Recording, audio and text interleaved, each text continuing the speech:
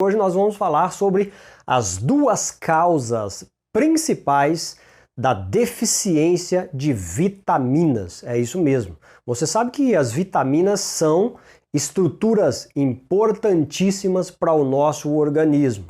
E sem elas, o nosso organismo ele não pode trabalhar de maneira funcional, ou seja, começa a gerar vários problemas, ou aquilo que a gente chama de doença. Várias doenças são originadas da deficiência de vitamina, por exemplo, como a deficiência de vitamina C, lá do passado, da época das embarcações, onde os marinheiros eles perdiam os seus dentes naquelas grandes viagens, tinham sangramentos das gengivas, perdiam os dentes, aquela coisa toda, coisa horrível. Mas as duas causas principais da deficiência de vitamina, na verdade uma causa primária e uma causa secundária. A causa primária, ela não tem a ver com o nosso biológico, mas a secundária ela tem a ver com o nosso corpo, a nossa biologia. A causa primária, dentre os fatores que causa deficiência, está os hábitos alimentares ruins, o mau hábito alimentar. Tem pessoa que se alimenta de forma extremamente horrível, você sabe disso. E isso vai causar deficiência de vitaminas. Uma outra coisa é a pobreza. Aquelas populações que não têm uma atividade financeira muito boa, essas pessoas elas tendem mais a ter deficiência de vitaminas. Até porque a má distribuição do alimento está enganjada nessa coisa aí. Uma outra causa muito interessante é a ignorância.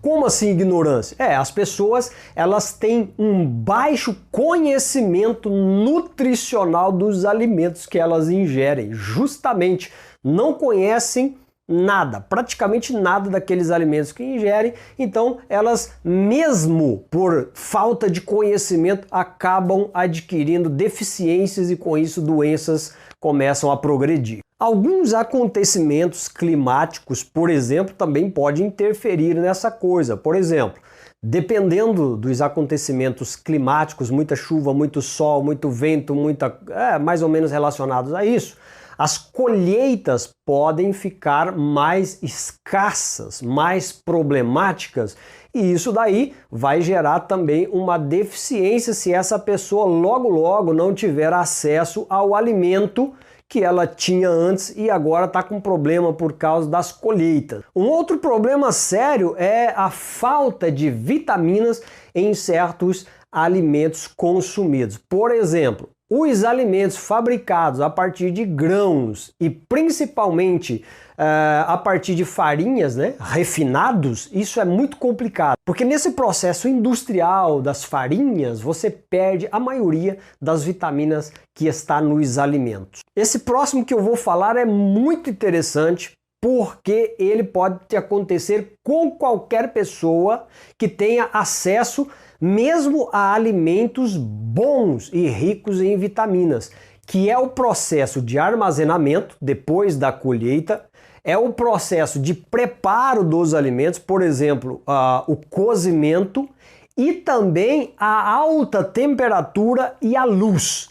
Tudo isso pode influenciar na quantidade de vitaminas que um alimento tem, ou seja, dependendo das condições de armazenamento, de luz, de cozimento, de aquecimento, de fritura, esses alimentos eles podem perder uma grande parte das suas vitaminas. Aí você acha que você está ingerindo uma quantidade de vitamina e na verdade não está. Agora nós vamos para as deficiências secundárias, tá? A deficiência secundária ela está ligada ao nosso biológico. Por exemplo, a digestão. De repente você está comendo alimentos bons, mas a sua digestão é muito ruim.